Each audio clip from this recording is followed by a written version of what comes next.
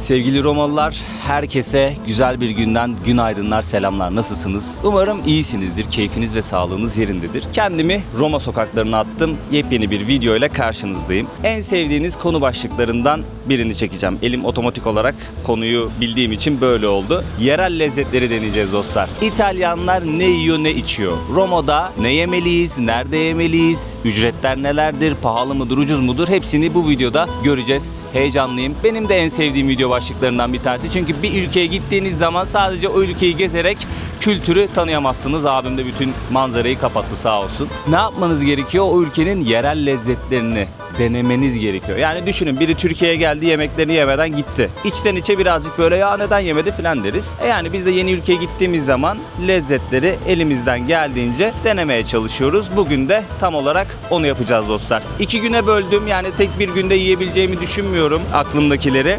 Olabildiğince fazla yerel lezzet tadıp sizlerle bunu paylaşmak istiyorum. Türkiye'nin lider su arıtma markası İhlas Aura Sevilyon'un sponsorluğunda videomuz başlıyor. Sizler de evinizde su arıtma cihazına ihtiyaç duyuyorsanız linki açıklamaya bıraktım, oradan bakabilirsiniz. Hadi bakalım yerel lezzetleri denemeye başlayalım.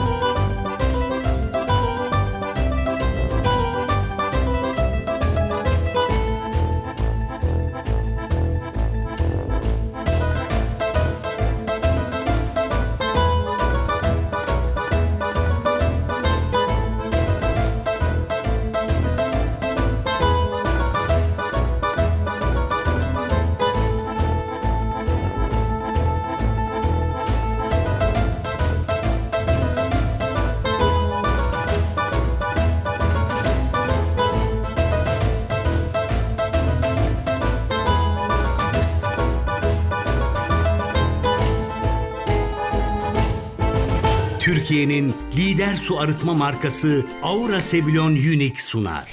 Sevgili Romalılar, ilk durağımız Parenti isminde bir dükkan. Burası bir aile işletmesiymiş.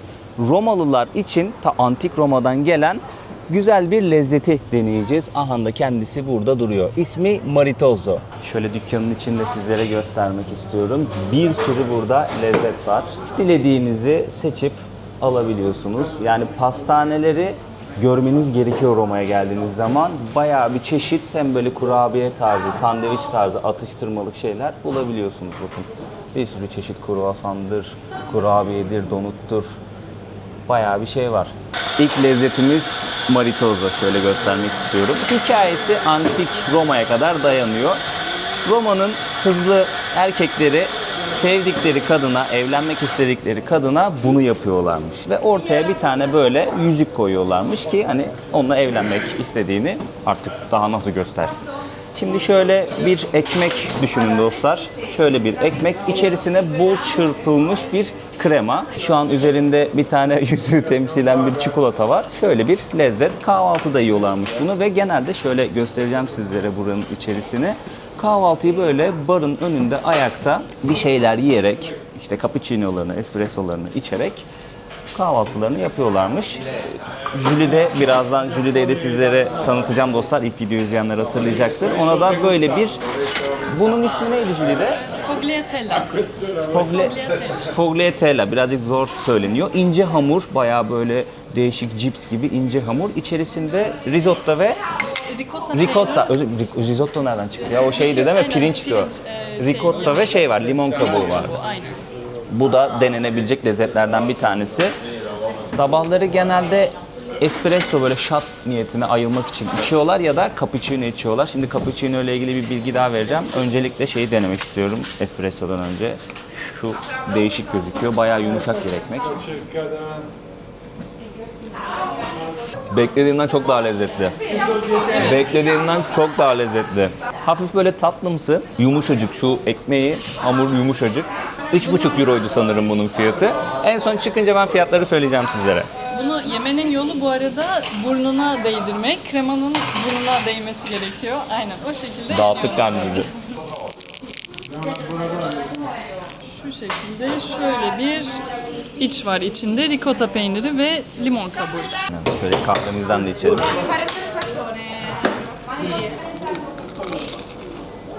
afiyetle kahvaltımızı yaptık ama ilk kahvaltımızı yaptık. Şimdi ikinci kahvaltı noktasına gidiyoruz. Ben fiyatları söylemek istiyorum. Siz aşağıda gördünüz ama söyleyeceğim dedim. Sözümde durayım. Benim yediğim Maritozzo küçük boyu 2,5 euro, büyük boyu da 3,5 euro dostlar. O çıtır olan ismi Sfogliatella, birazcık zor söyleniyor. O 2 euro. Gayet güzeldi, o da lezzetliydi. Espressolarda 1 euro 20 cent. Fiyatlar bu şekilde dostlar. Yiyeceğiz, içeceğiz, fiyatlara bakacağız. Ucuz mu, pahalı mı? Yorumlarda fikirlerinizi bekliyorum. Ve ikinci durağımız Forno Monteforte dostlar. Forno İtalyanca'da sanırım fırın demek. Şöyle hatta ben bulunduğu sokağı da göstereyim. Via del Pellegrino isminde bir sokakta burası. Şöyle hemen içeriye girelim. Burada bir sürü Roma sticker'ı görüyoruz. Sanırım iyi puan almış, ödüllendirmişler. Şöyle içeriye dalalım. Ama ve lakin sıra var. Bayağı güzel bir yer. Bakın yiyorlar. Hemen büfenin önünde yiyorlar. Evet dostlar, bu videoda yalnız değilim. Yanımda bir önceki videoyu izleyenler hatırlayacaktır. Julie de var. Merhabalar. Namı diğer Julie. Aynen. Şimdi güzel bir kahvaltıcıya geldik. Burası da bir kahvaltıcı. Gösterdim içerisini. Birazcık müzik vardı ve bayağı bir kalabalıktı içerisi. Ne aldık? Efendim şimdi böyle ufak bir sandviç aldık. İçerisinde domates ve mozzarella peyniri var. Bu neydi Julie'de? Bu İtalyan kruvasanı diye geçiyor. Bu cornetto. Biz fıstıklı aldık çünkü biliyorsunuz İtalya'da fıstık çok ünlü. Bunun kruvasandan biraz daha farkı o kadar tereyağlı değil ve içinde hafif bir limon lezzeti olması en büyük farkı. Daha hafif o zaman. Aynen, daha kruvasandan. Bir de yanında adını unuttuk, cappuccino aldık. Bir an kahvenin adını unuttum. Şimdi İtalya'da öğlen 12'ye kadar cappuccino içiyorlar. 12'den Aynen. sonra cappuccino isteyince biraz mırın kırın yapıyorlarmış. Duyduğum Aynen. kadarıyla yani Romalılar, İtalyanlar birazcık bu konuda turistlere ne denir? Birazcık bir kolaylık sağlaması lazım. Biz gerçi adamların kültürüne de gelip burada çökmek olmaz yani. 12'ye kadar cappuccino, 12'den sonra espresso devam. Hangisinden tatmak istersin önce? Ben şöyle yapıyorum bak. Şimdi kahve cappuccino'yu şu şekilde içmeyi çok severim. Bu şeker, evet. Şekeri alıyorsunuz arkadaşlar. Tamam, ben severim Üzerine şeker. şöyle şekeri serpiştiriyoruz, tamam mı? Bir grup dökmeyin zararlı. Duyuyorum o sesleri Hiç şu önemli an. değil. Arkadaşlar hayattan zevk almak da çok önemli bir şey. Bu genç tutar insanı. Şimdi şu Şekerli bir şey. Karıştırmadın? Karıştırmadım çünkü sebebi şu, ben şu şekilde yapmayı çok severim. Cornetto'yu alıp Gayet içine güzel. batırarak köpüğünden ve şekerinden alıp bu şekilde yiyorsunuz. O yüzden Hadi ben yap o şekilde. bakalım. Hadi yap Tamam, bakalım. O zaman sizin için bölüyorum. Sen istiyorsan şöyle tut bakalım. Tabii ki. İçini görsünler. Birazcık güneş geliyor oturduğumuz yere maalesef. İçi bol fıstıklı bu arada. Ay. Bakın. İnanılmaz bir şey bu. Şu şekilde arkadaşlar gördüğünüz gibi içi bol fıstıklı bir tatlımız oluyor. Şöyle. Bayağı bir şey var yani. Fıstık sosu mu İçinde denir? bayağı. Şimdi şu Kreması mı şekilde denir? yemesini çok seviyorum. İçine batırıyorsunuz arkadaşlar gördüğünüz gibi. Sonra buradan bir Peki İtalyanlar da böyle mi yapıyor bunu? onlar da bu şekilde Siz de yer. ağzınızın tadını biliyorsunuz ha İtalyanlar. Siz var ya az Of, değilsiniz ha. çok iyi ya. Şimdi ben bunu muhteşem el becerimle sizler için yapıyorum bunu Romalılar. Afiyet olsun. Kreması müthiş. Müthiş ya. Ne Harbi çok kreması şekerli. müthiş ya. Değil mi? Çok iyi. Dediğin ne çok gibi. şekerli ne çok ağır. Tatlı kıvamını o kadar iyi ayarlıyorlar ki sizi yoğurmuyor, baymıyor. Rahatlıkla yiyebiliyorsunuz ya. Şey çok garip ama ya. Ya biz çocukken çaya bisküvi batırdık, böyle petibör falan batırdık da böyle kremamsı bir şeyi batırmak garip geldi bana. Tabii şimdi bu İtalyan tarzı bir kahvaltı kültürü. Ha ama İtalyanlar sadece tatlı mı yiyor kahvaltıda? Tabii ki hayır. Böyle ufak sandviçler de bizlerin ağız tadına daha çok uygun. Şöyle izninle ikiye böleceğim. Mozzarella peyniri ve domates var. Çok da bölemedim ama. Şunu alsak. Olsun. Biraz kötü böldüm. Şu ekmeği göstermek istiyorum sizlere. Gerçekten aldığınız şeylerin içi bol bol dostlar. Hakikaten verdiğiniz paranın hakkını veriyorlar. İçi gayet bol. Tadı gayet yerinde. Bunda da yeşillik, domates ve mozzarella peyniri. Şöyle bir ısıracağım. Yani bu tarz tuzlu şeyler bizim ağız tadımıza daha çok uygun. Bu tarz sandviçler vesaireler. Bu arada bir sürü çeşit var. Biz sadece bunları seçtik. Daha ama göstermeye devam edeceğiz dostlar. 2 tane cappuccino, bir tane böyle kruvasan, bir de bu sandviç toplamda 8,5 euro ödedim. Fiyatlar da bu şekilde. Biraz önce kahvaltımızı güneşin altında burada yaptık. Bu binanın üst katlarında bir yerde bir cadı oturuyormuş ve insanları zehirliyormuş. Burada bir geyik dönüyormuş. Buraya dondurma yemeye gelenler, cadının dükkanına mı, cadının dondurmacısına mı gittiniz gibisinden böyle bir geyik döndürüyorlarmış. Ama öğlen 12'de açıldığı için burada dondurmamızı yiyemiyoruz maalesef. Evet Jülide. Şaşırdın değil mi birden Aynen, kayda diyorum. basınca? Beklemiyordum. Evet, seni tanıyalım ya. Ne yapıyorsun burada? Şöyle, ben Jüli'de 7 ay kadar önce Roma'ya taşındım. Burada bir master programı için. Onun yanı sıra bir tur firmasıyla şu an çalışıyorum ve bir taraftan da yemek turları bazen veriyorum. O şekilde Roma'daki hayatımı sürdürüyorum Bu şu arada anda. Jülide'nin Instagram adresini ben aşağı koyacağım. Jülide özellikle yemek turu yapıyor. Gelen misafirlere yemek turu yaptırıyor. Ben de kendisinden alıyorum. Çünkü şimdi turist olarak buraya geliyoruz. Doğal olarak internetteki böyle önerilen lokasyonlara gidiyoruz biz. Ama ben bazı lokasyonları, restoranları söylediğimde Jülide dedi ki orası dedi turist tuzağı. Sen dedi yorumlara aldanma. Aynen. O yüzden ben de onun önerisiyle birkaç yere böyle bir göz atmaya başladım. Daha sonrasında haklı olduğunu gördüm. Onun önerisiyle birkaç yerde denemeye başladık lezzetlerimizi ve devam edeceğiz. Instagram adresini ben aşağı bırakıyorum. Sana ulaşırlarsa benden selam gönderin dostlar. Hem destek olun, takip edin hem de sorularınız varsa Jülide'ye sorabilirsiniz. Aynen, tabii ki. Eğer yolunuz düşerse Roma'ya elimden geldiğince tavsiyelerle veya yardımcı olmaya çalışırım. Memnuniyetle diyeyim. Aynen. Kendisi yarı Adanalı, yarı Brükselli. Annen Belçikalı, baban Aynen, Adanalı. annem Belçikalı, babam Adanalı. O şekilde bir aşk hikayesi başlayıp yarı kebap, yarı neydi? yarı waffle çikolatacı. Aynen. O şekilde. Şu an girdiğim sokak gözüme çok hoş gözüktü. Burayı göstermek istedim sizlere. Jülide de şeyi söyledi. Burası çok güzel lokal bir restoranmış dostlar. Adını şöyle göstereyim. Gelen olursa deneyebilir. Ben sokağı göstermek istiyorum sizlere. Çok güzel yapmışlar. Baksanıza böyle çiçekleri falan koymuşlar. Yani Roma'daki bu mimari, sokaklarda dolaştığınız zaman gözünüzün değdiği her yer zaten tarih kokuyor. Adım attığınız, dokunduğunuz her yer bir tarih. Kazma vursan kalıntı çıkıyor yani. O yüzden metro yapamamışlar doğru düzgün. Çünkü full tarihi eser yerin altı. Gezerken keyif veriyor dostlar. Bunu söylemek istiyorum sizlere. Buralarda konaklayabilirsiniz bu arada. Çünkü moteller mesela gördüğümüz evlerden belki de bazıları otel olarak görev yapıyor. Siz turistler olarak şehrin merkezinde bu evlerde kalabilirsiniz. Ama tabii ki ücretler birazcık yüksek olabilir. Bunu da söyleyeyim sizlere. Roma'nın en güzel sokaklarından bir tanesi. Evet, gerçekten yani bu merkezi kısımda antik Roma'nın böyle merkezi sayılabilecek yerlerde gezdiğiniz zaman hakikaten çok keyif alıyorsunuz ya. Yani bir eski görüntü var ama bu eski görüntünün altında bir tarih, bir hikaye yattığı için insan keyifle geziyor yani. Ben keyif alıyorum açıkçası. Baksanıza şöyle bir kemer yapmışlar evlerin arasında. Size çok niş bir bilgi vereceğim şimdi. Roma'ya geldiğiniz zaman 7/24 tadabileceğiniz Roma'nın en sevilen yerel lezzetlerinden bir tanesi dostlar. Roma çeşmeleri. Buradan dilediğiniz kadar su içebiliyorsunuz. Şehrin birçok noktasında, bak bu bilgiyi size kimse vermez. Şehrin birçok noktasında bu su çeşmeler var arkadaşlar. Buradan su içebiliyorsunuz. Şimdi şişeniz varsa buradan doldurabiliyorsunuz. Ben birazdan dolduracağım. Ama diyelim ki şişeniz yok. Şöyle parmağı koydun. Bak şuradan su çıkıyor. Romalılar böyle su içiyormuş dostlar. Bu bilgiyi de sizlere vereyim. En sevilen yerel lezzetler. Yani önünde sürekli kuyruk oluyor. Bu bilgiyi de her yerde bulabilirsiniz tabii ki. Latife yapıyorum. Serin, buz gibi ve lezzetli. Gönül rahatlığıyla içebilirsiniz. Hiç suya falan para vermeyin. Bir tane şişe alın. Tabii gün aşırı bu şişeyi değiştirin. Çünkü plastik biliyorsunuz. Afiyet olsun. Bu arada bir önceki videoyu izleyenler SPQR harflerini hatırlayacaktır dostlar.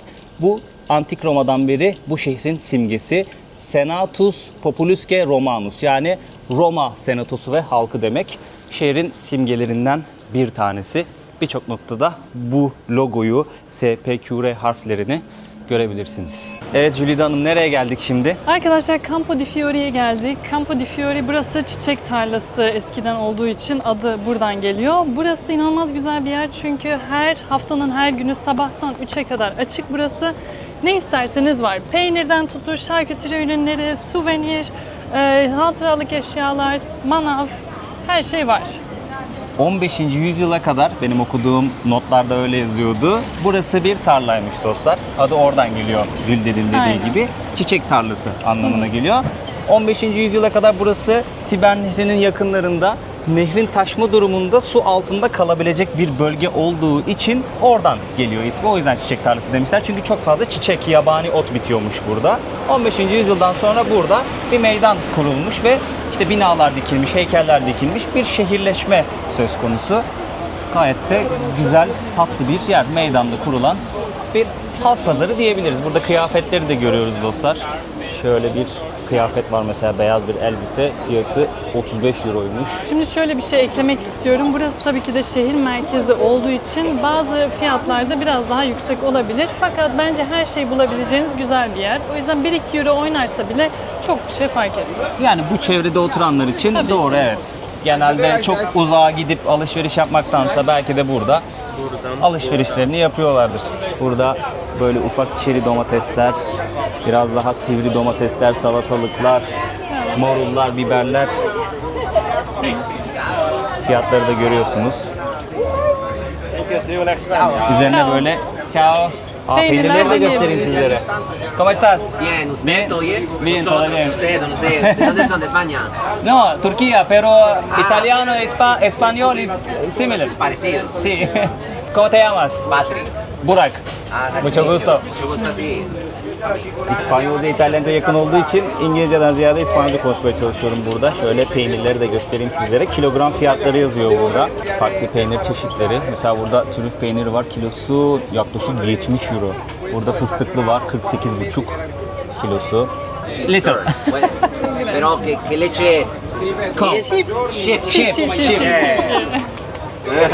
Bu carbonara ve cacio e pepe ünlü Roma makarnasında kullanılan peynir.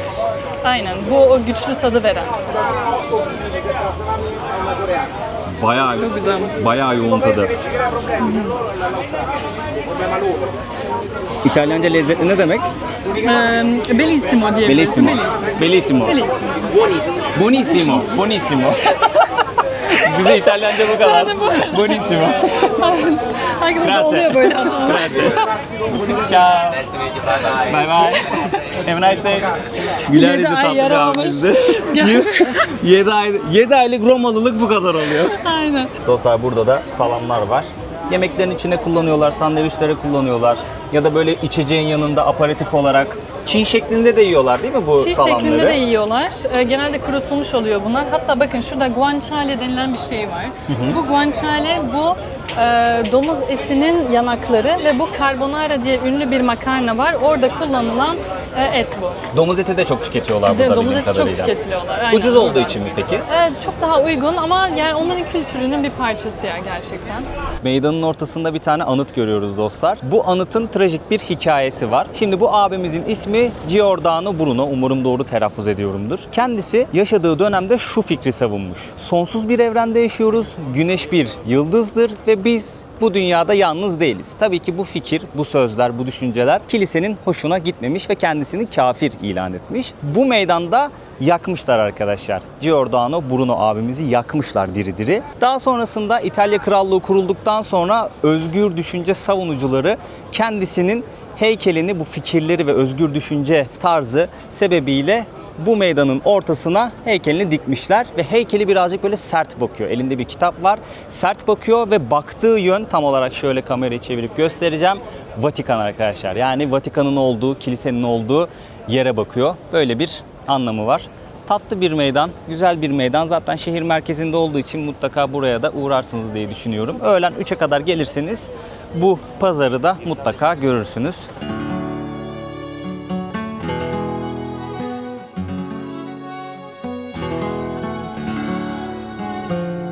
Hello. Dostlar şimdi kendimize parça pizza aldık. Sizlere çok güzel bir yer göstermek istiyorum. Jülede'nin önerisi. Roscioli isminde bir dükkan var arkadaşlar. Bir fırın var. Burada çeşitli şeyler görebiliyorsunuz. Şöyle tatlıları göstereyim. Bir yandan şekerli şeyler var. Ama ve lakin buranın neyi meşhur? parça pizzaları meşhur. Hemen arkada fırında taze taze yapıp sizlere istediğiniz kadarını ikram ediyorlar. Şöyle geri geri dükkandan çıkacağım. İkram ediyorlar dediğim satıyorlar bu arada yani arkadaşlar. Öyle ücretsiz bir yiyecek vesaire bir durumu yok. Onu düzelteyim, yanlış bir kelime kullandım. Bir açılışımızı yapalım. Açılışımızı yapalım. Şimdi burada kiloyla pizza alma kültürü var. Neydi Aynen. o? Bunu anlatır mısın? Buradaki kiloyla pizza alma, pizza al taglio denilen bir şey var. İçeriye gidiyorsunuz, ne kadar istiyorsanız o kadar söylüyorsunuz ve tartıp size kilo fiyatıyla Satıyorlar. Aynen. İkram etme yok bu Aynen, arada. ikram etme yok. Şimdi bugün burada bir pestolu ve şu üstündeki beyaz gördüğünüz şey stracciatella peynirli bir pizza. Ve şu yanındaki de Roma'da çok ünlü olan bir patatesli pizza. Genelde Patatesli karbonhidrat pizza. üzerine karbonhidrat olur mu diyenlere gelsin bu. Çok da Patatesli güzel olur. pizza hiç yemedim hayatımda. İlk onu denemek Evet, istiyorum onu ben. tat İzin bakalım. olursa şöyle. Buyur sen de Peki. lütfen, sıcak sıcak. Tamam. İnce hamur. İlginç bir kombin. Asla kötü değil. Üstünde biberiye de var. Yani müthiş diyemem. Yani bu herkesin tercih ettiği bir pizza olmuyor genelde. Fena değil. Buranın Yenir. en ünlü pizzası margarita pizzası. Bir de şu diğer özel lezzetler. Aynen. Şöyle dilim pizzalardan pestolu olanı da deneyelim. Bakın mesela bu kalın hamur. Ben Roma'ya geldiğimden beri, İtalya'ya geldiğimden beri ilk defa kalın hamurlu pizza görüyorum. Genelde yediklerim Genelde hep hep ince inceydi. oluyor. Ha, aynen. Hep ince, müthiş oluyor. Bayılırım ince pizzaya. Bak bu güzelmiş. O kadar değil. O ortalama. Hatta ortalamanın altında bile kalıyor olabilir. Ama bu iyiymiş. Çünkü bu biraz ekşimsi. Öyle söyleyeyim. Biraz da aynen doğru. Güzel ama. Doğru. Dostlar burası 8 euro. Banka. Biz yolun ortasında niye yiyoruz bilmiyorum ama bir tane birinin bisikleti de çöktü şöyle. Göstereceğim dostlar. Şimdi alıp Bisikletin üzerinde yiyoruz.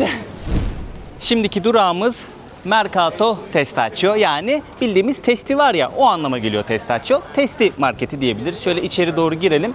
Burası Roma'nın içerisinde, şehir merkezine yakın olan bir noktada market. Mercado, market demek zaten. Şöyle bu tarafta deniz mahsulleri satıyorlar. Deniz ürünleri görüyoruz. Midyeler var, çeşitli balıklar var, karidesler, ahtapotlar, kalamarlar. Güzel güzel deniz ürünleri görüyoruz. Bayağı bir sakin ama. Yani günün şu an öğlenin tam ortasındayız. Günün tam ortasındayız. Belki ondan kaynaklı olarak bir sakinlik vardır. Çeşitli sebzeler, meyveler, restoranlar, süt ürünleri, peynirler. Yani bir markette, bir pazar yerinde bulabileceğiniz her şey. Abim de karpuzu höpletti valla. Her şey burada var. Ama gördüğünüz üzere daha derli toplu, kapalı bir pazar yeri burası. Tertemiz. Şimdi ortada bir alan var. Büyük ihtimalle buradan alabileceğiniz yiyecekler var. Alıp buraya ortaya oturup yiyebiliyorsunuz. Biz de ne yiyeceğiz? İtalya'ya gelip pasta, yani makarna yemeden olmaz. Al götür mantığı var. Daha uygun oluyormuş bu tarz yerlerde. Şimdi böyle bir sokakta satılan, sokak lezzeti olarak bir makarna yiyelim. Daha sonrasında tatlımızı yiyelim. Sonra bir de bu lezzetleri restoranda deneyeceğiz. Bir kıyaslama yaparız. Pazarın içerisinde bir tane makarnacı var. İsmi Altro Pasta e Vino. Julie de önerdi burayı. Roma'nın en ünlü 4 makarnasından bir tanesi. Neydi bunun ismi? Cacio e Pepe. Cacio e Pepe dediği bir tane peynir var arkadaşlar. Özel bir peynir kullanıyorlar ve üzerine karabiber serpiyorlar. Şöyle makarna çeşidini de seçebiliyorsunuz bu arada. Burada oturup da yiyebilirsiniz. Al götür de yapabilirsiniz. Küçük boy ve büyük boy olarak satıyorlar. Siz şu an menüyü görüyorsunuz ekranda. Çeşitli makarnalar var, sadece bundan ibaret değil. Küçük boy 5.90, büyük boy 7.90. Şöyle sizlere söylediğim makarnayı göstermek istiyorum. Üzerindeki peynirin ismi de pecorino. Afiyet olsun. Keçi sütünden yapıyorlarmış bu peyniri. Bayağı yoğun bir tadı var. Karabiber, ben çok karabiber insanı değilim ama bir lezzet katmış. Onu söylemem gerekiyor. Makarnalar birazcık diri. Bilenleriniz vardır. İtalya'da makarnayı çok fazla böyle pişirmiyorlar. Ve el yapımı makarna bunlar. Paket makarna değil. İtalya'da restoranlarda bir şey fark ettim. İnsanlar genelde yemek yedikten sonra tiramisu siparişi veriyorlar. Şöyle sizlere göstereceğim dostlar. Burada tiramisu satıyorlardı. Biraz çakallık yaptılar. Şu gördüğünüz paketi normalde bu bütündü. 5 euroya satıyorlardı. Ben çok geleceği için hani daha çünkü yemeğe devam edeceğiz. Dedim ki hani yarısını verin. 4 euroya bu sefer düştü. Tart da orada 4 euroya verdi şu yarısını. Gelirseniz dikkat edin. Hemen şöyle tadına bakalım. Yani bir şey kıl olduk mu da söyleriz. Daha iyisini yedim. Bu o kadar iyi değilmiş. Buraya makarna için. Makarna yemeye gelin buraya. Tiramisu yemeyin, makarna yemeye gelin. Aynen bence.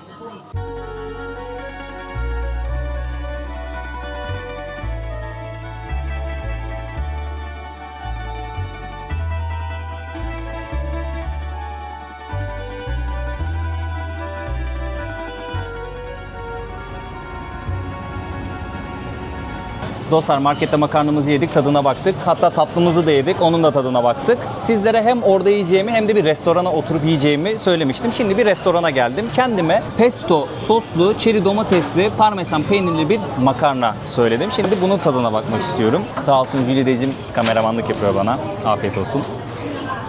Al dente diyorlar. Biraz daha böyle diri oluyor. Çok pişirmiyorlar makarnayı. Bu vücut için daha sağlıklıymış.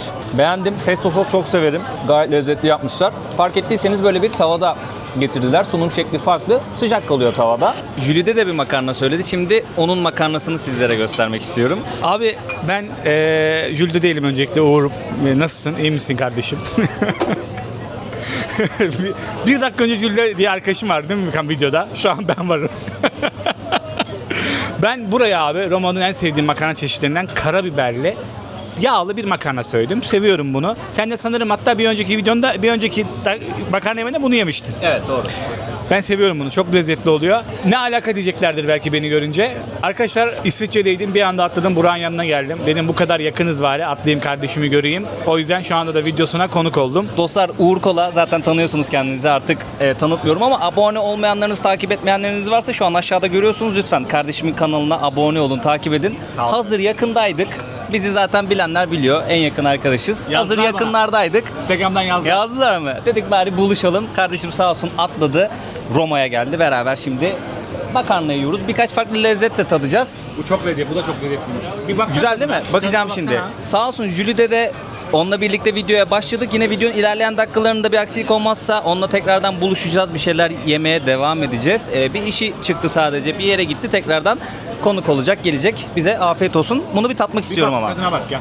Bunu şeyde yedik. Markette yedik biz. Orada güzeldi. Gayet lezzetliydi ama oranın mesela tiramisü'sünü beğenmemiştim. Bakalım bunu nasıl yapmışlar. Bunun peyniri biraz daha akışkan, güzel. Markettekinden açık ara çok daha iyi. Çok daha iyi. Yani marketteki de güzeldi ama bu şov yapmış. Bunu kim yaptıysa şov yapmış. Harbiden iyi ya. Gösterelim şöyle. Su istedik masaya. Abi herkesin masasına böyle sürahide su getirdiler. Bize getirmediler. Normalde restoranlara oturduğunuz zaman ücretsiz bir şekilde getiriyorlar su. Şimdi herkes de var, biz de istedik. Çocuk normalde içeriden getiriyor. Çocuk dışarıdan getirdi. Uğur da diyor ki oğlum diyor bu diyor dışarıdan getirdi. Şuradaki çeşmeden mi doldurdu diyor suyu. Evet şimdi bu kadar geyik yeter. Güldük, eğlendik. Gelelim tiramisü'müzü. Bunu söyleyemiyorum ben ama yiyebiliyorum. Buz gibi bu arada. Şimdi bir önceki yerde tiramisu yedik. Orada beğenmediğimi söylemiştim. Biraz ekşimsiydi. Burası daha güzel duruyor bu arada. Şöyle bisküviyle birlikte servis etmişler. Gayet de güzel servisi var. Bu gerçekten iyi. Yani bir önceki yere giderseniz sakın tiramisu yemeyin. Merak ediyorsanız deneyin ama bu harbiden iyi. Bu arada menüye de göz attım. Siz şu an görüyorsunuz menüdeki fiyatları. Avrupa nazarında pahalı mıdır, ucuz mudur bunun değerlendirmesini size bırakıyorum ama benim yediğim makarna 12,5 euroydu. Bu tiramisu 7 euro. Oturma parası yok mesela şu an verdiğimiz yerde. Eğer al götür servisleri olursa o zaman masaya oturursanız para alıyorlarmış. Ben de Uğur sayesinde öğrendim. Durum böyle arkadaşlar. Yani fiyatları da bir yandan görüyorsunuz. Afiyet olsun. Ben beğendim tiramisu'yu. Sen beğendin mi kanka? Bence çok iyi. İyi mi? Bence fiyat da çok iyi. Fiyat da mı iyi? Çünkü Roma'nın en turistik noktasında Evet. Bir alan yani 350 TL'ye şöyle bir tiramisu yiyorsun, en meşhur tatlısını yiyorsun. Yani 500 TL'ye çok iyi bir makarna yiyorsun Roma'nın en turistik noktasında. Türkiye'de eğer insanlar dışarı çıkıp yemek yiyorsa buranın ucuz olduğunu anlayacaktır. Ama çok dışarı çıkıp yemek yemeyen insanlar varsa pahalı gelebilir belki. Bir makarnaya 500 TL mi veriliyor diye olabilirler ama haklılarlar da, kimileri haklı da tabii ki, ama Türkiye'de de dışarıda yiyorsa o adam iyi bir yerde, turistik bir noktada 500 TL'den daha pahalıya makarna yer. Çok iyiydi bence. Yemek yediğimiz restoran burası. Bakın 107.806 yorum yapılmış. 4.7 puan almış. Yani gayet iyi dostlar. Şöyle sizlere restoranı dışarıdan göstereyim. Her şey çok lezzetliydi. Servis yapan arkadaşlar zaten genelde göçmenler, böyle hani İtalyanlar da tabii ki garson olarak çalışıyor ama göçmen arkadaşlar da işte Bangladeş'ten, Hindistan'dan vesaireden gelen arkadaşlar da çalışıyor. Sıcakkanlı davranıyorlar. İtalyanlar da zaten sıcakkanlı. Buraya gelirseniz gördüğünüz üzere zaten bayağı bir yorum almış. Gönül rahatlığıyla yemek yiyebilirsiniz. Lezzetliydi. Yani fiyatları da gördünüz. Menüleri de gösterdim sizlere. Bir deneyin. Beğendiniz, beğenmediniz yorumlarda buluşalım. Bana mesaj atabilirsiniz, fotoğraf atabilirsiniz. Şimdi bu semti ilk videoda göstermiştim videonun sonunda. Trastevere'deyiz dostlar. İşçi sınıfının, göçmenlerin yaşadığı bir semt burası. Nehrin öte tarafındayız. Burası böyle bohem havasıyla bayağı bir meşhur. Turistler gelip burayı ziyaret ediyorlar. Bayağı güzel restoranlar da var, lokal restoranlar var. İnsanlar gelip burada yemek yiyor, eğlence oluyor akşamları. Böyle bir önceki akşam ben yine buradaydım. Müzik yapıyorlar, dans ediyorlar, sohbetler, muhabbetler. Yani hakikaten eğlenebileceğiniz, keyifli vakit geçirebileceğiniz, lezzetli yemekler yiyebileceğiniz bir yer burası.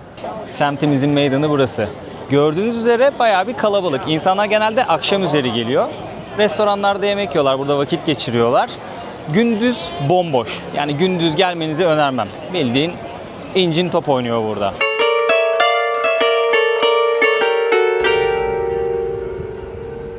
Dostlar, İtalya'ya gelip de sandviç yememek olmaz. Şöyle sizlere göstermek istiyorum. Ben kendime bir sandviç söyledim. Uğur da kendine bir sandviç söyledi. Farklı bir sandviç. Şöyle göstereyim. İçini de göstereyim. Hatta bayağı içi bol.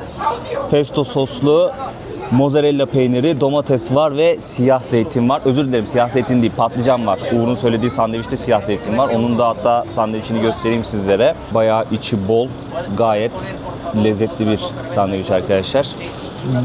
Burası gayet güzel bir sandviççiymiş.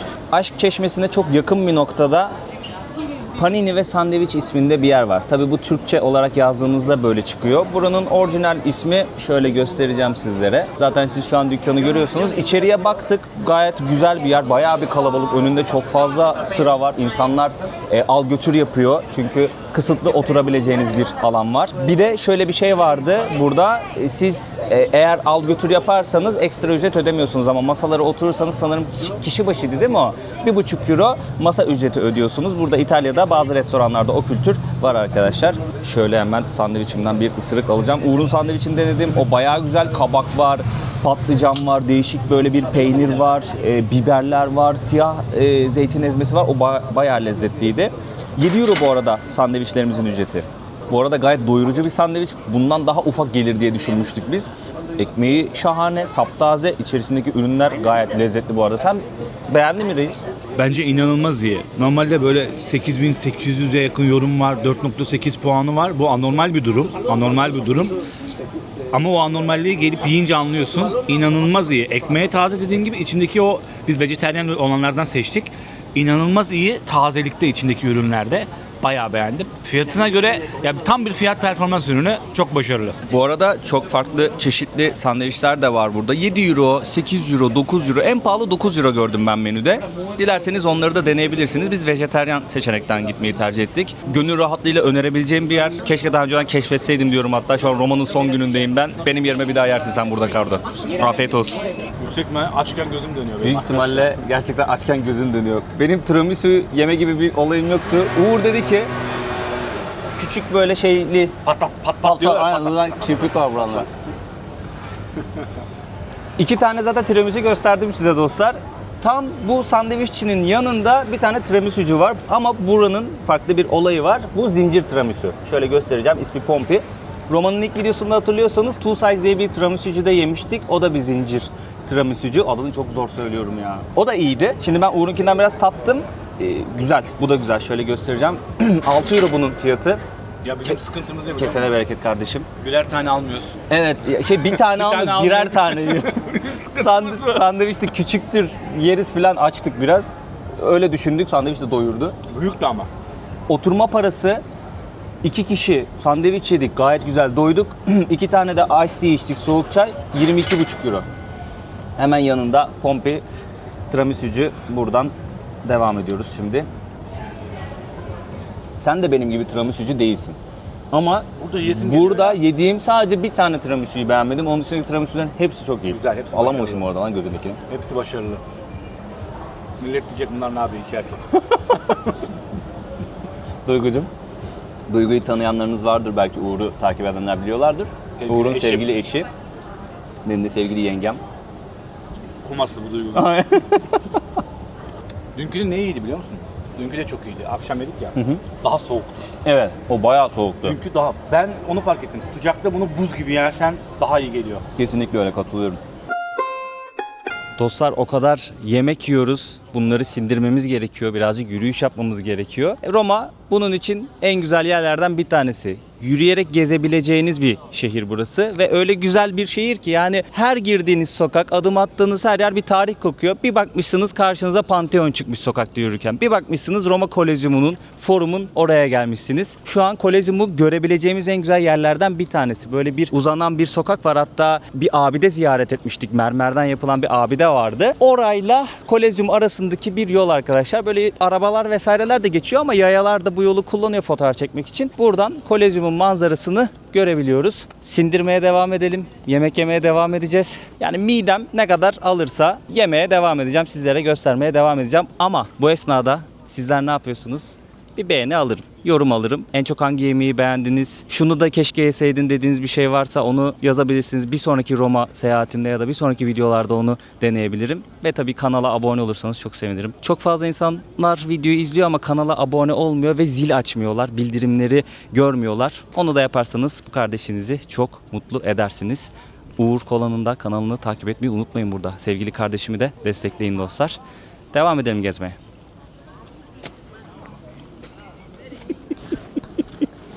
Uğur'un önerisiyle bir tane dondurmacıya geldik. Bench isminde. Bayağı bir sıra var. Şimdi biz de sıraya girdik. Uğur'un söylediğine göre ilk defa dondurma yiyecekmişim ben. Yani en iyisi burasıymış. Kaliteli dondurma. Kaliteli dondurma. Puanı... Kaliteli yaşamak bir sanattır. Evet, bu bir Uğur Kola sözü. Kaliteli yaşamak bir sanattır. Buranın puanı iyiydi değil mi? Şimdi bulamadım da. 21 bin yorumda falan 4. Ekranda görüyorsunuz siz. Bayağı bir yorum almış, bayağı bir iyi puan almış. Şimdi dondurma çeşitlerini de göstereceğim. Fiyatı da söyleyeceğim. Bir dondurmamızı alalım. Bayağı da bir kalabalık var. Afiyetle yiyelim. Hello. ¿Cómo estás? Muy bien, ¿cómo estás? Bien, ¿y tú? Muy bien, gracias. ¿De dónde sos? Turquía, de Turquía. ¿Ustedes? De Chile. Chile. Sí, Ah, ¿y vienes qué a bueno. probar el helado? ¿De cuál sabor? Melon. Ah, para pedirme el mismo que el tuyo. Arkadaş ne güzel özgüvenli bir şekilde geldi yanımıza, hemen kamerayı görünce sohbet etmek istedi. Ama bu arada Şili'de kalbimde bir yaradır. Beni önceden takip edenler Güney Amerika seyahatimi hatırlıyorlardır. Şili'de çok büyük soyulduğumu da hatırlıyorlardır. Çok büyük keyifle, heyecanla ülkeye girip soyulduktan sonra ilk gün gezememiştim gönlümce. O yüzden hep bir içimde kaldı yani Şili. Tecrübe diyelim ya. Tecrübe, yani evet. acı bir tecrübe ama tecrübe diyelim. Olsun. Doğru, tecrübe. Ama arkadaşın özgüven müthişti. Evet, ben de. Nasıl geldi, el salladı falan filan. Uzaktan bakıyorlardı zaten. Evet. Ben evliyim ama. Burak bekar. 3 arkadaş gelmişler. Dondurmamızı aldık. Kapta aldık çünkü külahta alsak çok hızlı eriyor. Hatta burada bile eridi çünkü hava bayağı bir sıcak. 4.80 orta boy regular olarak geçen şu kaptaki dondurma 4.80 arkadaşlar. 3 topa kadar seçebiliyorsunuz. Ben mangolu aldım, çilekli aldım ve Antep fıstıklı aldım. Antep fıstıklı çok iyi diyemem. Mangolu fena değil, çilekli gayet güzeldi. Bayağı bir eriyor bu arada. Bayağı gördüğünüz gibi kalabalık arkadaşlar. İnsanlar yorumu iyi diye oraya gidiyorlar. Orada yemeği tercih ediyorlar. Ama lezzetli de. Evet, lezzetli bu arada. Ben şeyi beğendim. Evet. Özellikle sen de mesela neydi bu? Limonlu Yaban çok iyi. mersinli Yaban ve mersinli çilekli. ve çilekli de çok iyi. Bayağı başarılı. Yesene biraz daha limondan falan al. Alsana. Bayağı al lan. Sokaklarda kafamıza göre yürürken birden bir baktık İspanyol merdivenlerinin yakınlarındayız. Dedik ki buraya kadar gelmişken tekrardan bir ziyaret edelim burayı. Şöyle sizlere İspanyol merdivenlerini göstermek istiyorum. Oraya güneş vurduğu için şu an kalabalık gölgede bekliyor bu tarafta. Ama akşam üzeri burası daha bir şenlikli oluyor. Hemen önünde de böyle bir havuz var. Gördüğünüz gibi bu tarafta 2 çeşme var. 2 çeşme de diğer tarafta var. İnsanlar gelip buradan su içiyorlar ya da şişelerini dolduruyorlar arkadaşlar. Şöyle sizlere kalabalığı da göstermek istiyorum. İnsanlar su doldurmak için sıra bekliyor. Para vermiyor kimse suya. Şişe gün aşırı değişebilir çünkü plastik. Ya da kendinize bir termos alabilirsiniz ya da termosunuzu getirebilirsiniz, onu kullanabilirsiniz. Ama serin su sokaklarda her yerde olduğu için ve gayet lezzetli bir su olduğu için, içilebilir bir su olduğu için herkes ne yapıyor? Sokaktan su içiyor. Yani günde bu sıcakta 3-4 litre su tükettiğinizi düşünürsek yürürken, ki daha fazla da tüketebilirsiniz. Çünkü çok terliyorsunuz, çok sıvı almanız gerekiyor. Suya para vermiyorsunuz yani, bu çok güzel bir şey. Bu vesileyle Türkiye'nin lider su arıtma markası İhlas Aura Sebilon Uni'ye teşekkür etmek istiyorum. Kanalıma bir süredir destek oluyorlar, sponsor oldular. Aura Sebilon Unique bir su arıtma cihazı. Biz ailemle evimizde kullanıyoruz bir süredir ve oldukça memnunuz. Hiçbir şekilde evde su bitti, hadi arayalım su gelsin, damacana taşıyalım, böyle bir dert yok. Musluktan sağlıklı ve güvenli bir şekilde suyumuzu içebiliyoruz. Çok yaygın bir destek ağı var. Herhangi bir sorumuz olduğu zaman kendilerine ulaşıp bu soruyu iletebiliyoruz ve cevap bulabiliyoruz. Amerikan Hijyen Vakfı onaylı NSF belgesine sahip su arıtma cihazları bizim vücudumuzun ihtiyacı olan o mineralleri tamamen yok etmiyor cihazlar. Sizler de evinizde su arıtma cihazına ihtiyaç duyuyorsanız linki açıklamaya bıraktım. Oradan bakabilirsiniz dostlar. Destekleri için kendilerine tekrardan teşekkür ediyorum ve gezmeye, yemek yemeye devam ediyoruz. Dostlar, Tonarelli restoranını hatırlıyorsunuz. Orada güzel bir makarna yemiştim. Onu sizlere göstermiştim. Çok fazla yorum alıp çok iyi puan alan bir restoran. Dedim ki makarnası bu kadar güzelse lazanyası da güzeldir. Bir de gelip tekrardan buraya bir lazanya denemek istedim. Ama lazanya yemeden önce şöyle sizlere bir şey göstermek istiyorum. İtalya'da başlangıç, yani her ülkede bir başlangıç lezzeti oluyor. İtalya'da da şöyle domates ekmek, peynir var, üzerinde domates var, işte çeşitli et parçaları falan da koyuyorlar. Çeşit çeşit böyle başlangıç ürünleri oluyor. Bruschetta diyorlar buna. Şimdi bu bildiğim kadarıyla bol zeytinyağlı, üzerinde mozzarella eritmişler, domates koymuşlar, işte çeşitli böyle baharatlar serpmişler, yanında salatasıyla servis ettiler. 9 euro bunun ücreti, yanlış hatırlamıyorsam. Bir porsiyonda 3 tane var. Hemen sizlere bunu gösterip tadına bakmak istiyorum. Yani İtalya'ya gelirseniz mutlaka bunu deneyin başlangıç olarak. Kanka, İspanya'da da aynı şeyi söylemiştim. Burada da aynı şeyi söylüyorum. Domatesleri mükemmel. Aşırı lezzetli. O yüzden yemeğin içine domates girince böyle mest olarak yiyorsun ya. Bak, oraya gittiğinde de domateslere hayran olacaksın. Çok çiğ domates sevmezsin sen. Evet. Ben çok fazla çiğ domates tüketmiyordum. Önceden hiç tüketmiyordum. Sonradan yavaş yavaş yemeye başladım ama yine de az tüketen birisiyim. Bayılarak yiyorum ya. İspanya'da da buna benzer bir şey var. Bayılarak yiyorum yani. Dün bir yerde denedik. Bunun yağı çok iyi. Evet, bunun yağı çok iyi. Dün bir yerde denedik. O da güzeldi ama bunun yağı çok daha iyi. Tabak sıcak. Dostlar, şöyle lazanyamız geldi. Ucundan Uğur'la birlikte birazcık tırtıkladık çünkü tadını merak ettik. Gayet lezzetli bu arada, onu net bir şekilde söyleyebilirim. Ben çok öyle lazanya insanı değilim. En son hatırlarsanız Güney Afrika'nın ilk videosu muydu ya? Bir videosunda yemiştim orada. Bir lazanya yedim diye hatırlıyorum, yanlış hatırlamıyorsam. O da şeydi, kötü değildi, güzeldi. O biraz pahalıydı o ve küçük porsiyondu. Burada o kadar güzel yapmışlar ki zaten, yani bu bildiğim kadarıyla kanka Bologna şehrinin yemeği. Roma'ya ait bir yemek değil aslında. Ama İtalyan lezzeti tabii ki, bu yörelere, bu topraklara ait. Hamur, kıyma, hamur, kıyma, hamur, kıyma, parmesan, üzerine çeri domates, bir tane de böyle yeşilliğini süs şeklinde koyuyor. Tertemiz rokasını, bilmem nesini, fesleğenini artık şefe kalmış. Gayet güzeldi bu arada. Yani Uğur da beğendi. O sever lazanyayı. Benden daha çok lazanya sever ve iyi lazanyanın peşinde koşar. Sandalyeden düşeceğim ama sen. Harbiden beğendim. Ya burada mesela sürekli hamur yiyorlar, tamam mı bunlar? Ama o kadar güzel kıvamda pişiriyorlar ki rahatsız etmiyor sizi ve belki de kilo almalarını engelliyor. Bir de Uğur şey dedi, çok spor yapıyor İtalyanlar dedi. Onun ikinci gelişi İtalya'ya. Ona dikkat etmiş. Ben de birkaç kişi gördüm böyle koşuyor ama tek tük kişi gördüm herhalde, hani gerçi sıcak hava, o yüzden de doğru söylüyorsun, hava sıcak. Ondan da kaynaklı. Şey de konuştuk, katkı maddesi yok yiyeceklerde. Yani o benden daha çok gezdi Avrupa'yı. İmkansız yok Evet. almamaları. Kesinlikle Hep bu kadar hamur deyip kilo almamaları gerçekten imkansız. Katkı maddesi, insana zararlı olacak şeyler en minimize edilmiş haliyle burada belki de servis ediliyor. Bizde nerede ucuz, ne ucuzsa onu basıyorlar. Onlar da tabii hasta yapıyor bizi, kanser yapıyor, kilo aldırıyor, bilmem ne, 1000 tane hastalık çıkıyor yani. Sonra hastane peşinde koştur. 14 euro fiyatı, onu da söyleyeyim arkadaşlar. Afiyet olsun bize. Bundan sonra ne yiyeceğiz? İtalya'ya gelmişken ne yenir? Pizza yenir. Onu yiyeceğiz, onun peşindeyiz. Afiyet olsun. Evet dostlar, İtalya'ya gelip de ne yememek olmaz? Pizza yememek olmaz. Şöyle sizlere margarita pizzamı göstermek istiyorum.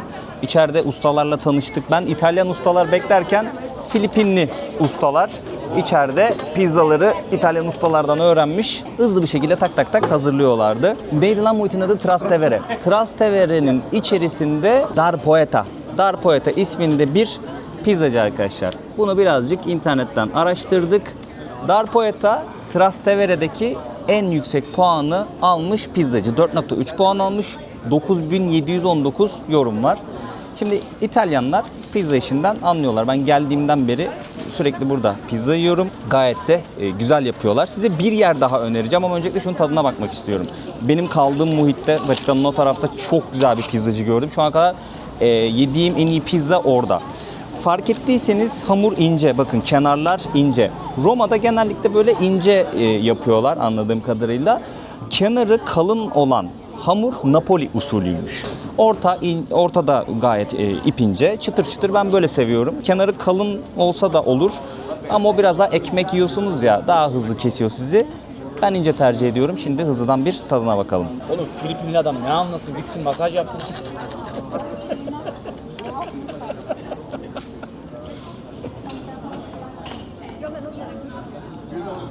Oğlum iyi yiyorsun ha. Tıka basa yedik sabahtan beri aynı iştahla yiyorsun ya. Baktığında 60 kilo adamsın ya. Özür dile çabuk, benden 72 kiloyum. Abi ben yiyorum, direkt her yerim şişiyor. Bu çocuğa hiçbir şey olmuyor ya. Nasıl? Filipinli ustalar işi çözmüş bence. Ama yediğim en iyi pizza mı burada? Değil. Benim kaldığım muhitteki pizza hala bence bir numara. Yediğim en iyi pizzalardan. Hakikaten güzel yapıyorlar ya. Biri şey demişti bana, İtalyanlar pizzayı bulmuş ama böyle çok geliştirememiş demişti. Geldiğimden beri çok kötü pizza yemedim ya. Bu bile ortalamanın üzerinde bence. Bence Türkiye'de de çok iyi pizza yapıyorlar ama. Yani iddia ediyorum. Türkiye'de de bildiğinde çok iyi pizza yiyebileceğin yerler var. Ben böyle seviyorum mesela. İnce. Hamur değil abi. Seni doyurmuyor yani. Ekmek yemiyorsun. Domatesin tadı harbiden çok iyi. Mozzarella peyniri zaten Türkiye'ye dönünce özleyeceğim yani. Şu pizza olayını özleyeceğim Türkiye'ye dönünce. Bugün bayağı bir yemek yedik. Keza dün de öyle bayağı bir yemek yedim. Elimden geldiğince deneyip gösterdim sizlere bir şey. Şimdi buranın... Say hello. Hello.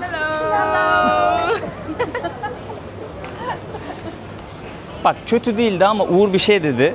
Buranın pizzası bence kötü değildi. Ortalamanın üzerindeydi. Domates sosları falan güzel evet, ya. Burada domatesin tadı harbiden çok iyi ya. O kadar tokum ki artık dilim dönmüyor, konuşamıyorum yani. Kan şekeri yükseliyor, düşüyor, bir şeyler oluyor bize yani. Sürekli hamur, şeker, bir şeyler. Şimdi bu pizzacıya mutlaka bir gelin, bir tadın. Ben beğeneceğinizi düşünüyorum. Tam bir fiyat performans yeri bu arada. Bir de şu an siz ekranda başka bir pizzacı görüyorsunuz. Ben ilk orada pizza yedim İtalya'ya geldiğimde. Vatikan tarafında, bu benim kaldığım muhitte. Şu ana kadar yediğim en iyi pizza orada. Oraya da yolunuz düşerse bir yiyin. Yorumlarda bekliyorum ya da bana mesaj da atabilirsiniz. Bu ikisini kıyaslamanızı rica edeceğim. Bakalım, şimdi biraz acıkmamız lazım. Bir şey daha göstermek istiyorum. Onu da yiyip artık videoyu bitireceğim. Ve tabii aklıma bir öneri gelirse onu da videonun devamında vereceğim. Trastevere'de akşamları bayağı bir canlı bu arada. Bu hayatta tutumlu olacaksanız Burak gibi olacaksınız, tamam mı? Ne oldu? Şöyle bir plastik poşette geziyor. Dön abi, arkan dön. Adam su alıyor, tamam mı? Atmıyor. Boş çeşmelerden dolduruyor ve taşıyoruz. Şu bir de şeyimiz eksik. Plastiğimiz vardı. Kartonumuz eksikti. Kartonumuz da geldi. Bak şimdi yiyemediğimiz pizzayı acıkınca yiyeceğiz. Plastik su için o da kendime biblo bir şeyler aldım burada. Kolezyumun falan hediyeliğini aldım kendime. Koleksiyon yapıyorum. Bu kadar bitti. Burak gibi olun. Trastevere'ye gelirseniz burada Supli Roma isminde bir mekan var. Şöyle sizlere içini göstermek istiyorum. Burası dostlar. Burada sufli yapıyorlar. Şu an siz ekranda görüyorsunuz Google haritalardaki resmini buranın. Supli pirinç kızartması. Pirinci böyle kızartıyorlar dostlar. İçerisine mozzarella koyuyorlar. O kadar lezzetli ve güzel bir şey ki şu an tabii ben o kadar tokum ki onu gerçekten tadamayacağım. Söylemek istiyorum. Burayı da önerdiler. Ondan mütevellit sizle paylaşmak istedim. Gelirseniz Supli Roma'da deneyin. Ben yemedim. Bakın bakalım tadı nasıl? İyi mi kötü mü? Yorumları bana iletirseniz çok sevinirim. Yani bir öneri olarak burayı söyleyeyim ama burası olmasa da herhangi bir yerde burada supli yiyin derim yani. Çok güzel böyle çıtır pirinç. Özür dilerim, ben Roma'da yedim bir yerde. Özür dilerim, şimdi hatırladım. Hatta siz ekranda görüyorsunuz. Doğru doğru. Ben yedim burada bir yerde. Bir restoranda makarnanın öncesinde söylemiştik hatta Jülide ile birlikte. Doğru, içi mozzarella çok güzel. Doğru. Birden kafa gitti ya. Gerçekten birden kafa gitti. Mutlaka deneyin arkadaşlar sufleyi. Jülide gene geldi. Jülide gene geldi. Jülide gene Dostlar, maalesef Jülide ile videonun sonunda buluşabildik. Çok güzel başladık videoya. Çok teşekkür ediyorum bu arada. Yani o kadar güzel yerlere götürdün ki beni. Eminim önerilerinde bu arada ben ilerleyen videolarda daha devam edeceğim. Söylediğin yerlere gideceğim. Siz sonraki videolarda izleyeceksiniz. Bir önerin daha var. Onu videonun sonunda maalesef göstereceğim. Yiyemiyorum. Sana şöyle kamerayı, mikrofonu vermek istiyorum. Tamamdır. Burası Trapezzino isminde bir sandviççi. Tost sandviç gibi düşünün. Aynen. Burası nedir Jülide Hanım? Bize bir anlatır mısınız? Burası şöyle, Trastevere denilen bir neighborhood, bir yer var. Mahalle. Burası, bir mahalle var. Bu mahallenin en güzel ve en iyi sokak lezzetlerinden bir tanesi. Böyle küçük üçgen bir ekmekte içini bir şeylerle dolduruyorlar. Bu ister bir köfte olsun, ister bir baharatlandırılmış tavuk olsun. Sebze, vejeteryan seçenekleri Aynen. de var sanırım bu arada. Dana dili de var ve stracciatella diye bir peynir ve kızartılmış kabaklı bir şey de var. Ve biz tavuklusunu Evet, biz deneyeceğiz. tavuklusunu yedik. Arkamızdaki Aynen, yer bu arada. Tavuklusunu öneririm, ben çok sevdim. Kesinlikle. Birazcık küçük bir porsiyon. Fiyatı ne kadardı? Fiyatı 5 euro. O yüzden bence bir sokak yemeği için bence çok iyi bir fiyat ve çok da güzel, çok da lezzetli. İçeride oturmanıza gerek yok. Ekstra masa ücreti vermenize gerek yok. Al Aynen. götür yapabilirsiniz. Al götür yaptıktan sonra şunu önereceğim sizlere. Trapezzino, Trastevere'nin içerisinde bir sandviççi arkadaşlar. Burada alıyorsunuz, hemen karşıda bir meydan var. Bakın burası akşamları çok canlı. İnanılmaz eğlence oluyor burada. Mutlaka ama mutlaka buraya gelip bu eğlenceye katılıyorsunuz. İnanılmaz keyif alırsınız. Dilerseniz burada oturabiliyorsunuz diyecektim ama herkes şu an ayakta, büyük ihtimalle artık dans evresine geçtiler. Slow müzikle falan başlıyorlar, en son dansa kadar gidiyor. Ortama bakar mısınız? Burada canlı müzik vesaire de oluyor. İnanılmaz bir genç popülasyonu var burada. Çok keyifli. Mutlaka sandviçinizi alın, içeceğinizi alın, buraya gelin. Buradaki eğlenceye katılın derim. Ben de Jülide sayesinde öğrendim. O kadar çok şeyler yedik ki bugün. Ya sen yokken çok şeyler yedik. Sen varken de yedik ama sence yokken çok şeyler yedik. Vallahi yeter ki paşamız doysun diyoruz. Bugün bayağı doydum ben. 2 kilo falan aldım herhalde Aç ya. kalmasın Roma'da. Yok, çok Aynen, sağ olsun. aynen. İtalya'da sağ olsun. Sen de çok sağ ol. Çok güzel şeyler yedik. Ve devam edeceğim. Yemeğe devam edeceğim. Çünkü Floransa'ya gideceğim buradan. Bir sonraki videonun şeyini vereyim, spoilerını vereyim. Kesinlikle. Ondan sonra başka bir lokasyona da geçeceğim. Gel bir yakından gösterelim Trapezzino'yu. Buradan siparişinizi veriyorsunuz. Daha sonrasında hemen yan kapıdan çıkıyor birisi. Hello, saluda, saluda. Ciao. ¿Cómo estás? Ciao. Tutto bene, Tutto bene? Tutto bene. ¿De dónde eres? Roma. Perfecto. Beautiful, very beautiful.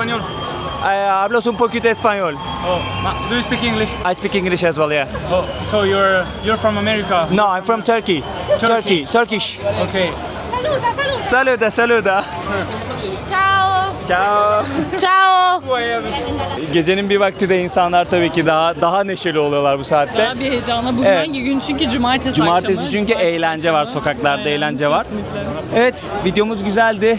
Bol bol yedik. Güzel vakit geçirdik. Bol bol eğlendik. Bol çok bol güzeldi. eğlendik. Çok teşekkür ediyorum her şey için. Ben çok teşekkür ederim. Benim için de çok keyifliydi. Bunu gösterebilmek, bunu biriyle paylaşabilmek ve yemekten anlayan birinin olması da ayrı Abi keyifli. ben yerim abi, ben yerim yani. Jülide de çok güzel yemek yiyor bu arada yani. Hakikaten güzel bir yemek Valla arkadaşısın. işte her zaman tam arkadaşlar. Yarı Adanalı olduğumuz için mecbur. Yarı kebap, yarı waffle. Hakkını veriyorsun gerçekten. Veriyorum valla. O zaman videoyu burada kapatıyoruz. Kapatıyoruz. O zaman görüşürüz. Jülide'yi takip etmeyi unutmayın Instagram adresinde. Burayla ilgili bir sorunuz varsa lütfen benim selamımı da söyleyin. Kendisine danışabilirsiniz. Her zaman. Burada bir yemek turu düşünüyorsanız ona başvurun derim. Gerçekten çok güzel yerler biliyor. Çok lokal yerler biliyor. Kendinize iyi bakın diyoruz. Bize bol bol afiyet oldu. Umarım siz de keyifle izlemişsinizdir. Kanala abone olmayı, videoyu beğenmeyi ve yorum atmayı unutmayın. Ciao diyoruz. Ciao, Ciao Bella. Bella. Ciao Bella. Hadi bakalım. Türkiye'nin lider su arıtma markası Aura Sebilon Unique sundu.